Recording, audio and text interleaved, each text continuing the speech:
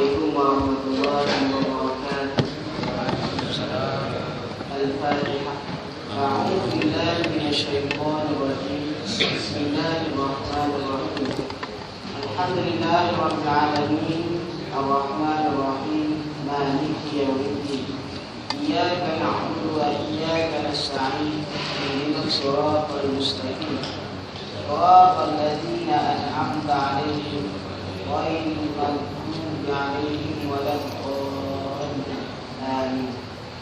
Alhamdulillahirabbil alamin wassalatu wassalamu ala asyrafil anbiya'i wal mursalin wa ala alihi wa sahbihi ajma'in. Subhanaka la ilma lana illa ma 'allamtana innaka antal alimul hakim.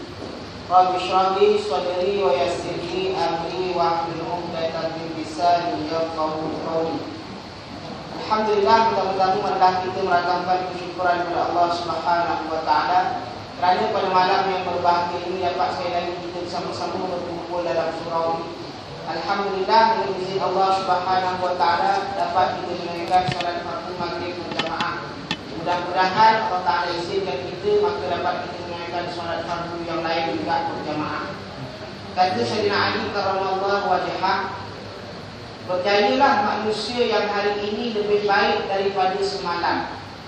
Rugilah orang yang hari ini dengan semalam sama juga keadaannya.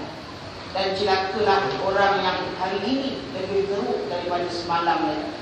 Jadi tuan-tuan dan rahmati oleh Allah Subhanahu wa taala, kita nak sambut tahun baru. Yang lepas kita dah sambut Maha Hijrah.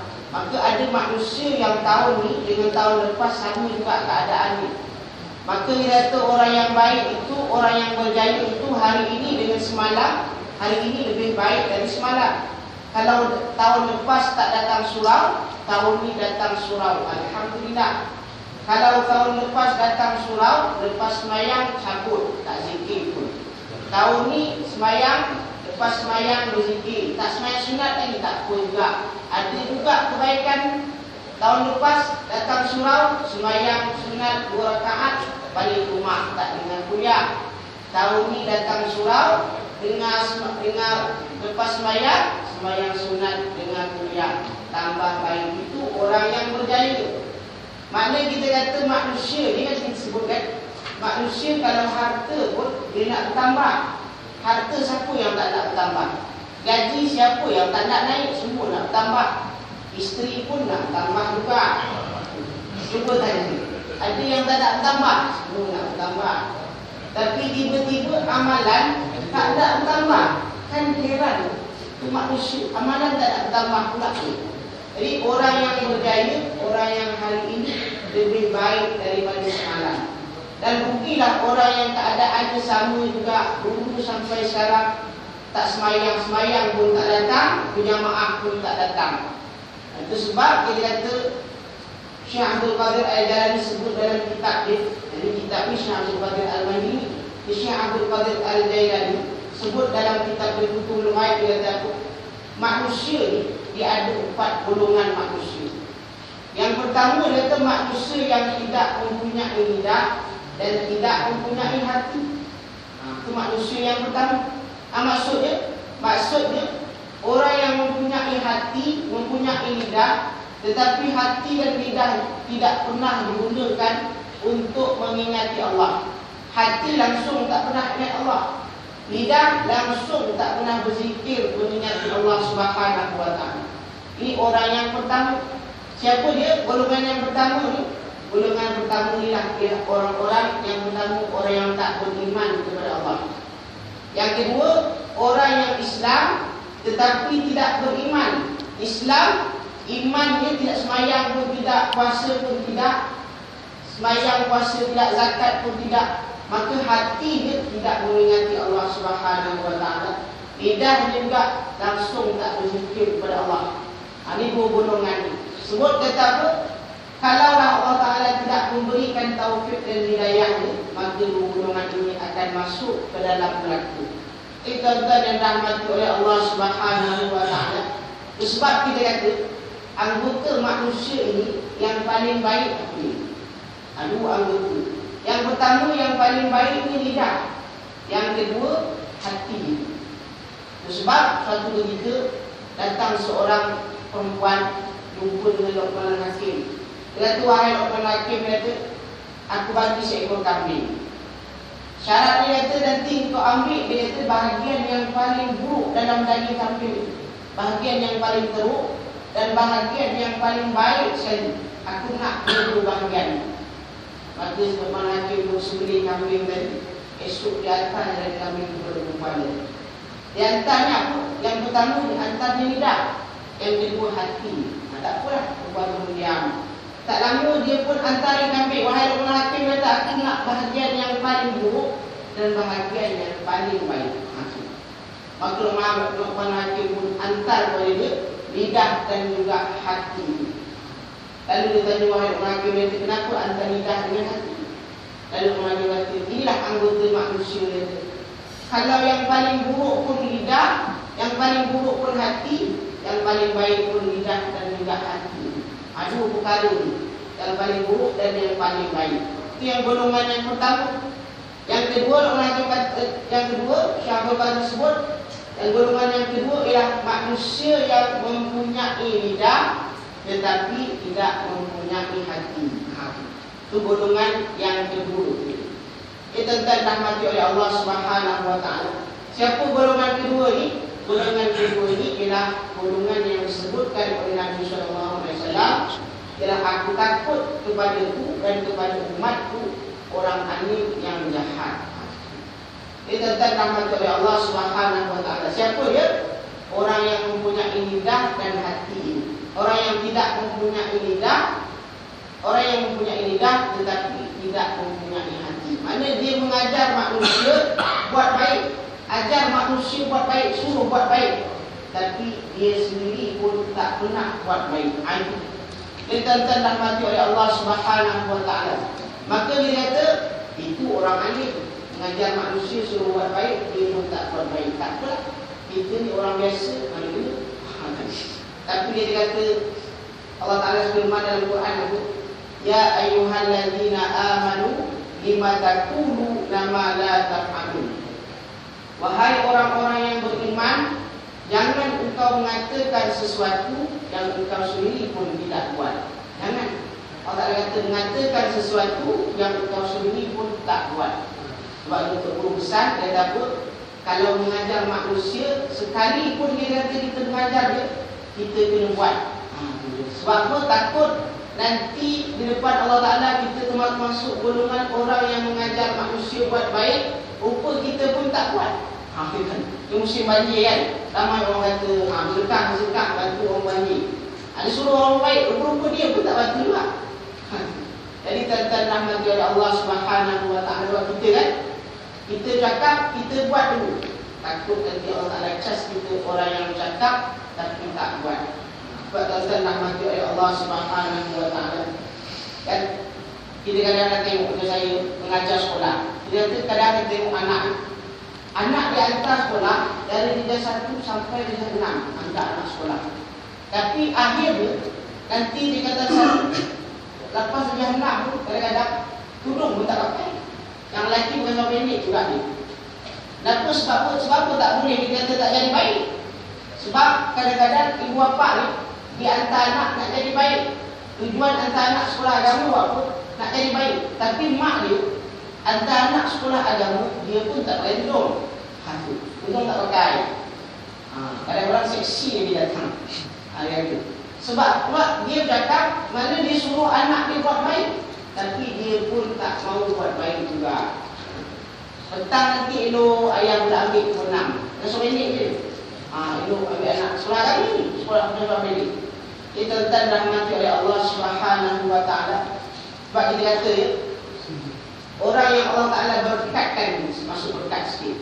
Orang yang Allah Ta'ala berkatkan ni, yang pertama berkat pada umur. Sebab Nabi sebut apa? Sebaik-baik manusia ialah orang yang panjang umurnya dan banyak amalannya. Khairun nas man qala umruhu wa hasuna amaluhu. Sebaik-baik manusia ialah orang yang panjang umurnya dan baik amalannya. Maksudnya apa? Allah Ta'ala berkatkan umur dia. Dan kita sebutkan Allah Ta'ala berkatkan umur. Contohnya ketika Imam Nawawi 40 tahun umur dia, tapi mengarang kitab banyak gitu. Kita ni mudah-mudahan Allah Ta'ala berkatkan umur kita. Masa kita ni mudah-mudahan Allah Ta'ala berkatkan. Kenapa kita kata berkat? Cuba kita lihat orang yang kita bandingkan orang yang Allah Ta'ala berkatkan umur dia. Kadang kita lalu kan, nak pergi kuliah, nak pergi semayang maghrib, kita lalu tengok kawan-kawan balik kerja berapa?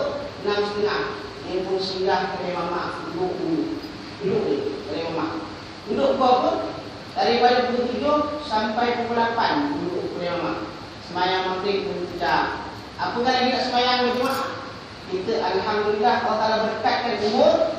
Daripada pukul 7 dapat datang surau, semayang jemaah, dengar kuliah, semayang isyak pula berjemaah. Itu bukti yang umur kita ni diberkat oleh Allah Subhanahu Wa Ta'ala.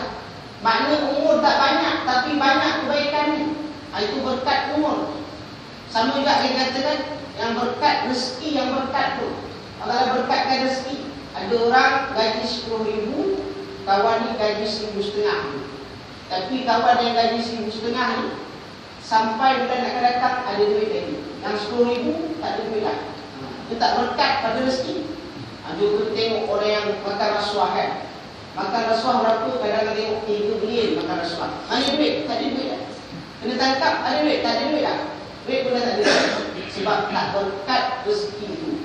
Umur pun kalau tak berkat, panjang umur, tapi tak ada amalan ni. Kita minta-minta Allah Ta'ala berkatkan umur, berkatkan rezeki. Dari situ pasal apa? Dari situ pasal dari itu. Sebab kita kata ilmu juga. Ilmu ni penting. Ilmu yang Allah Ta'ala berkatkan dia. Ilmu yang Allah Ta'ala berkatkan dia. Kadang kita tengok sebab kita kata kan, kita mengajar anak murid darjah 1 atau darjah 6, tapi akhir dia kita tengok keluar sekolah, dia tak dapat beramal ni ilmu dia. Apa tanda ilmu yang berkat? Pertama, tanda ilmu yang berkat itu sebut dalam berita tuntut, dia kata yang pertama dapat beramal, yang kedua dapat mengajar orang lain. Itu ilmu yang berkat. Kalau beramal pun tak dapat, maka ilmu itu tidak berkat lagi. Jadi kita ajar dia supaya mengikut syariat Allah, tutup aurat. Tak boleh ikut juga. Sebab apa? Rupa-rupa ilmu tak berkat. Kenapa tak berkat ilmu? Yang pertama ni tidak menghormati guru. Itu kebanyakan berlaku hari ni. Sebab dia kata kan, saya juga mengaji, kita mengaji, untuk guru ni mengajar anak murid 400 orang. Macam mengajar maghrib sampai isyak, 400 orang anak murid ajar. Tak pakai mikrofon pun. Hari ni kita mengajar dalam kelas, anak murid 38, 40 orang. Semua yang 40. Tak boleh lebih 40. Nak cabut anak lidah macam tak dengar ni, 40 orang. Kita guru mengajar 400-nya. Berkat ilmu. Sebab apa? Hormat pada guru. Hari ni tak hormat dia. Cakap kena cabut anak lidah. Paling kurang pun dia takut pada guru. Takut dengan hormat lain. Sama juga kita kan. Anak kita dengan kita, dia takut dia hormat. Kalau dia takut, belakang kita ditongging. Bapak aku tak suka dia. Tapi kalau dia hormat, ayah tak ada, tak suka dia. Ayah tak ada. Dan juga anak murid. Kalau dia hormat guru, belakang pun sama, depan pun sama. Tapi kalau dia takut guru, guru tak ada, habis dia. Suka semua. Guru tak ada, alhamdulillah. Tuan-tuan rahmat oleh Allah Subhanahu Wa Ta'ala. Maka dia kata oleh kerana tidak hormat guru, maka tidak berkat ilmu. Akhirnya dia kata tengok keluar sekolah agama pun dia kata tak dapat beramal. Yang perempuan pun tak pakai tudung, yang lelaki pun pakai sobrenik juga. Sebab apa? Sebab tidak menghormati guru. Allah Ta'ala tak berkatkan kepada ilmu. Itu pesan anak-anak, pesan anak. Jangankan dia kata guru, sebab saya tengok ada seorang murid tu, kena kata murid tu lama mengajar ya. Dia ni tak pandai. Tak pandai dia. Tapi orang kata hormat guru terlebih. Tahu ni, menulis pun lambat. Kalau periksa tu paling akhir sekali, kita hantar kertas. Kita bagi masa dari tambahan bagi masa tu. Lambat buat lagi. Tapi dia baru-baru ni biasa dia nak tengok dapat jahidan. Itu sebab ada pula dapat jahidan. Dia juga tu. Oh, kata budak ni tu. Walaupun tak pandai tapi mungkin berkat ilmu. Sebab hormat semua dia dulu. Kalau tak selagi tak rehat orang tu. Allah Taala berkatkan pada ilmu tu, mudah-mudahan boleh beramal. Kita dirahmati oleh Allah Subhanahu wa taala. Jadi kata golongan yang masuk golongan yang kedua tadi, orang yang mempunyai lidah tidak mempunyai hati. Maka kita sebagai mak bapak kadang-kadang kita suruh anak buat baik, kita pun tak buat. Tengok maghrib azan lah, surau azan. Ada? Tu surau dah azan dah, pergi surau. Abang tak pergi, abang tak pergi tidak banjir ni. Tengok di rumah. Sampai surau, ayah mana? Ayah di rumah, tu berhenti. Kan? Itu biasa. Ayah suruh anak buat baik, tapi dia pun tak buat baik juga. Dia tuan-tuan rahmati oleh Allah Subhanahu wa taala. Selalu dikatakan pemimpin sampai baik tinggi tu, pemimpin suruh rakyat buat baik. Kalau pesan dia kata orang Islam tak boleh main judi. Arahan siapa? Arahan pemimpin. Nak sampal, kedai judi pun tampal. Orang Islam dilarang berjudi. Siapa yang arahkan? Pemimpin arahkan. Tapi siapa yang luluskan lesen judi? Pemimpin juga yang luluskan. Maknanya dia kata dia larang orang buat dosa, tapi dia pun suruh orang buat dosa juga. Kan payah kembali bercakap benda yang kita tak buat. Allah Ta'ala kata apa? Kabura maqtan indallah an takunu ma la taf'alun. Amat besarlah dosanya, kemurkaannya di sisi Allah Subhanahu wa taala, orang yang mengatakan sesuatu yang dia pun tak buat. Kita rahmati oleh Allah.